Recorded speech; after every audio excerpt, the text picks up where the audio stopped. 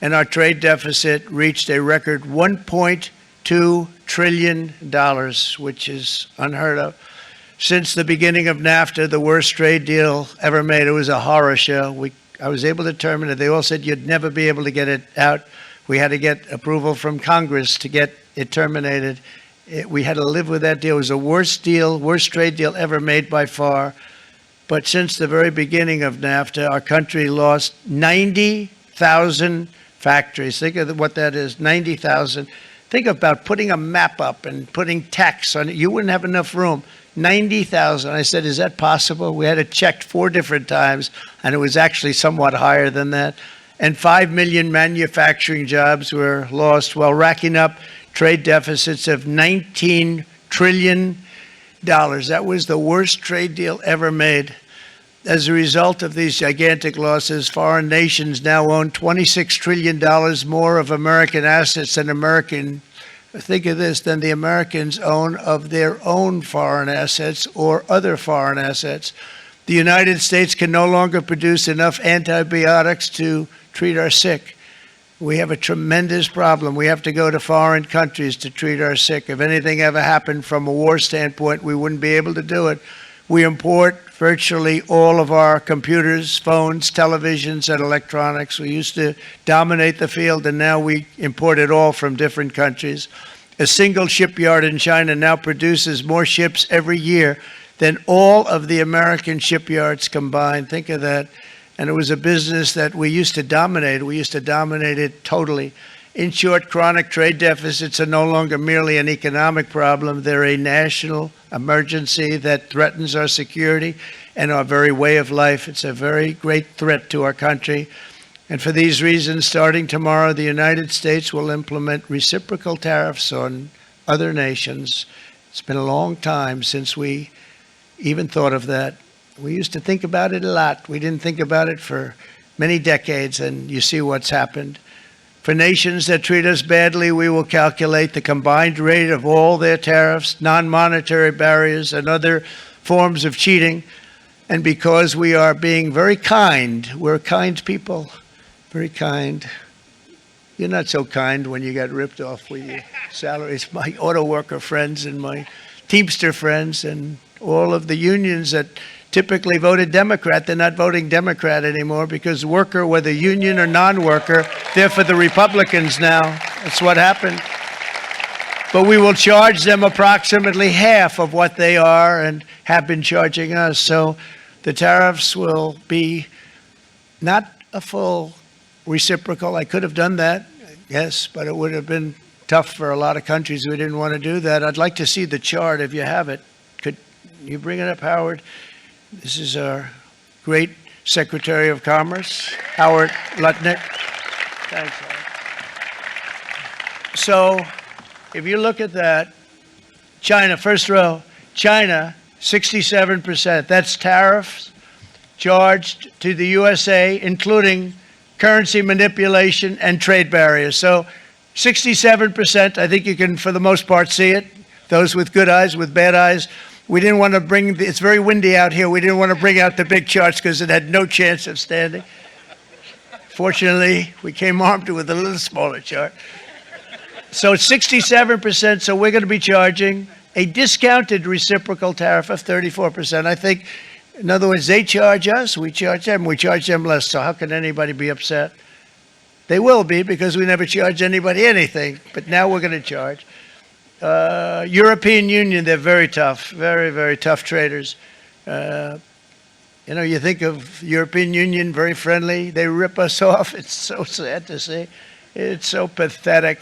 39%, we're going to charge them 20%, so we're charging them essentially half. Vietnam, great negotiators, great people.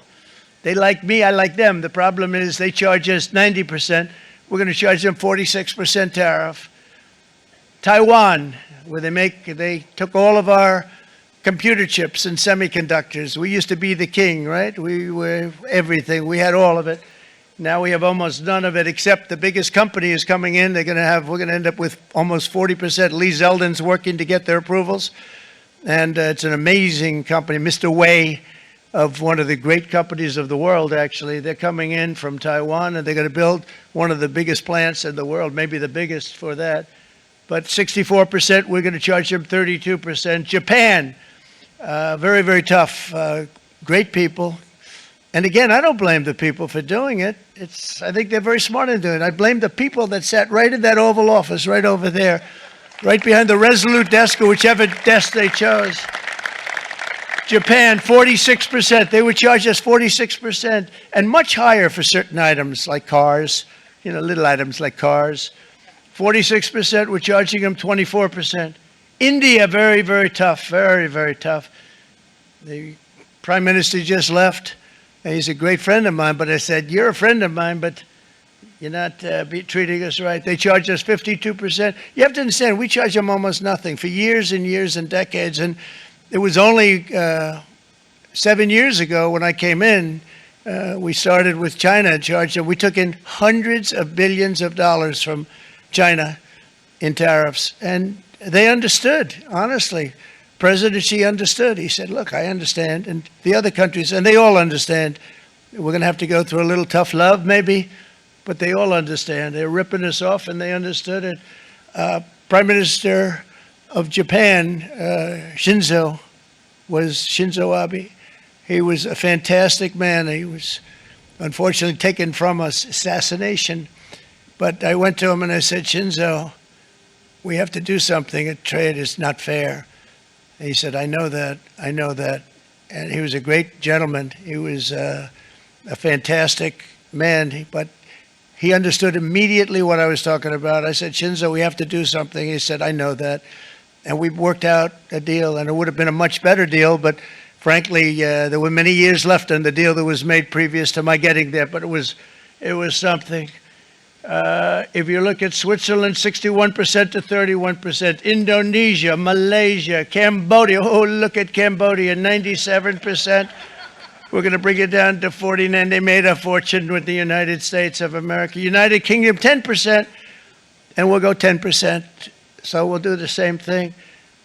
South Africa, 60%, 30%, and they've got some bad things going on in South Africa. We're paying them billions of dollars, and we cut the funding because a lot of bad things are happening in South Africa. The fake news ought to be looking at it. They don't want to report it.